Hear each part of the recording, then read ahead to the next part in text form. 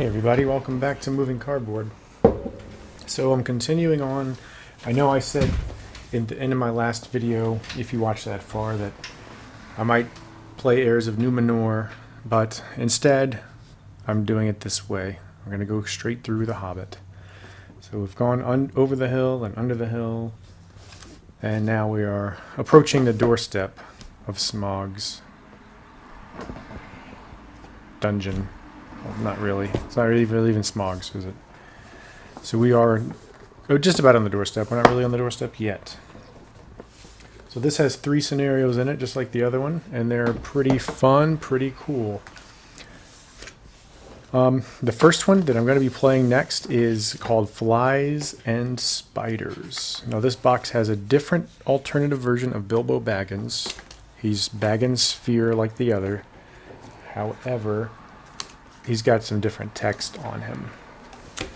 This version of Bilbo can't gain resources from non-treasure cards. He can spend a 1 Baggins resource to search your deck for a treasure card and add it to your hand. So a tutor for any treasure.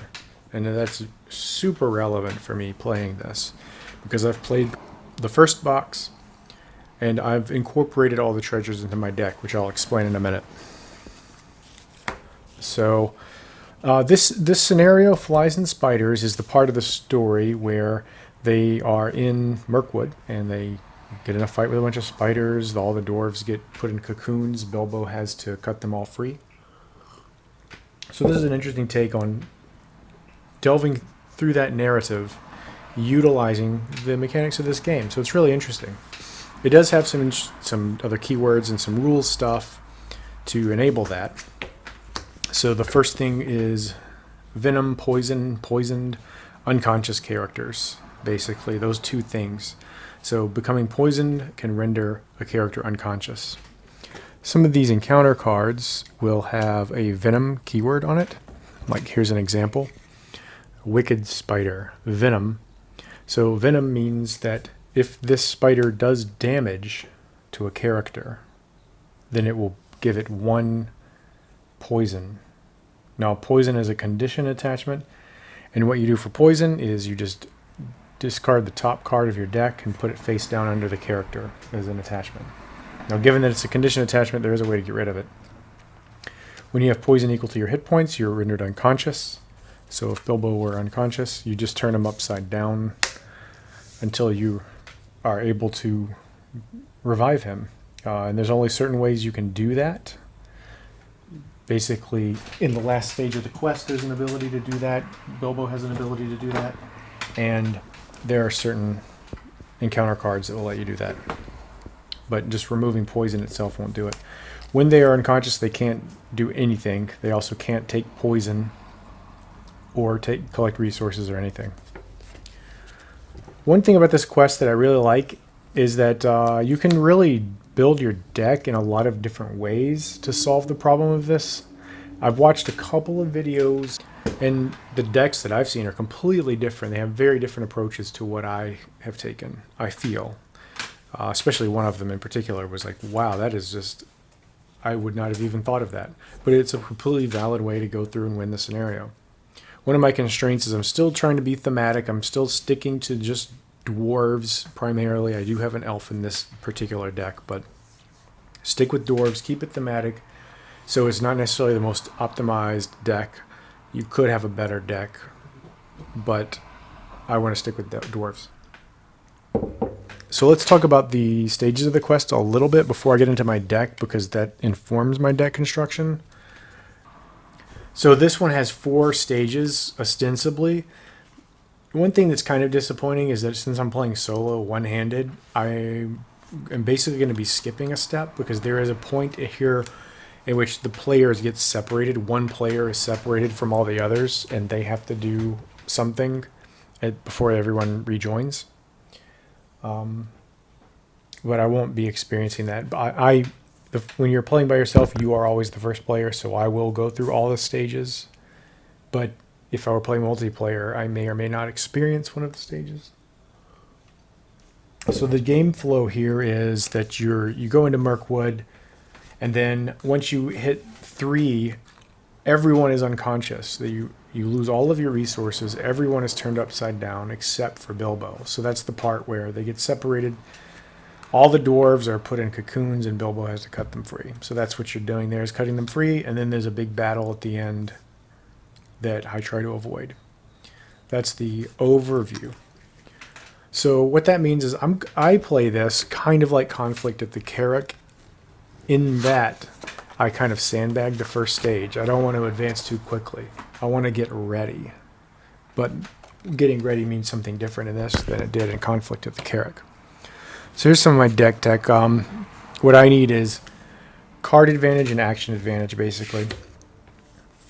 These are my main cards for action advantage, cram, and fast hitch. Since everyone's going to be knocked out except for Bilbo, you get the benefit of being able to use fast hitch because it's cheaper than unexpected courage. So I've got 3 of these, and I've got some cram as well, just for some extra that I may or may not put on some of the dwarves. Card draw, I've got Legacy of Durin. Draw a card whenever you play a dwarf character. I've got We're Not Idle for a little bit of resource if necessary, but I can always do X equals 0 to draw a card. So that's not really getting extra cards, it's more just getting through my deck to get through the things I need. I've got Biffer for when I get 5 dwarves. I am still trying to get 5 dwarves, but that's just draw 2 cards. Daeron's Runes, draw 2, discard 1. Valiant Sacrifice, to draw 2 cards when an ally card leaves play. So I do have the Sneak Attack Gandalf. I tried this with the new Gandalf, and because what I did was I used the new Gandalf with the Word of Command, I think it is, where you tap him to get any card you want out of your deck. But I just didn't really use it that much, and I didn't find it was useful in terms of paying the 2 threat to keep him on board every turn. And since I really want a lot of cards, I'm going to be sneak attacking Gandalf to draw 3 cards. Every time I will always draw 3 cards. It will be very rare that I will do it for damage or threat. And of course you have Minor Iron Hills. This is essential in this because poison is condition attachment, and he removes your discard attachments. So the main strategy here is there's a reason why I want a lot of cards. That is because I'm going to be putting Protector of Lorien on Bilbo, because when he's got all the fast hitches, I can utilize this for questing, and then I can use it again for defense. It's 3 times per phase, so I could quest, discard 3 to give him +3, ready, defend, and so on. Give him +3 to defense. He's going to be a hardcore defender. Now, I am playing with the treasures from the prior box. Orcrist, Glamdring, and Sting. And this scenario also contains Bilbo's Magic Ring, which you get. Orcrist and Glamdring I will never use. They're fodder. I will never play that. Sting I will play. This is an amazing card. It's extremely powerful. It boosts all of Bilbo's stats, and when he exhausts the defend, I discard the top card of the encounter deck and deal damage equal to that card's threat to whoever he's defending. So this is like a quick strike that's repeatable. It doesn't exhaust, so if I have a lot of fast hitches, he can do this against multiple enemies that he's defending against. And the thing about this particular quest is that most of the time, I would say maybe 70% of the time, that's going to kill the enemy he's defending against. All the 2s and 3, there's a lot of 2 and 3 threat cards and a lot of 2 and 3 hit point enemies. I mean, there are some 4s and a 6, but in general, he'll kill something before anything else happens. So it's very potent. So I'm using his ability, turn 1, spend a resource to get Sting. And then I'm going to do that to get these cards just for more card draw, basically to pitch to Protector of Lorien. The Magic Ring comes into play for me generally just to gain resources, especially when he's by himself, because he has to spend resources to cut people free. So that's when that's... And then I've got Dunedain Warning to put that on him. So ideally, Bilbo's going to have warnings, hitches, protectors. to, you know, quest and then defend. And I can pitch cards to help out to boost his defense a lot, or just pitch for questing.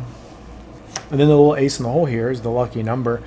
I haven't played with this card that much, but it's a Baggins Sphere card. Choose a character in play other than Bilbo. Add Bilbo Baggins' total will, attack, and defense to that other character's will, attack, and defense until the end of the phase.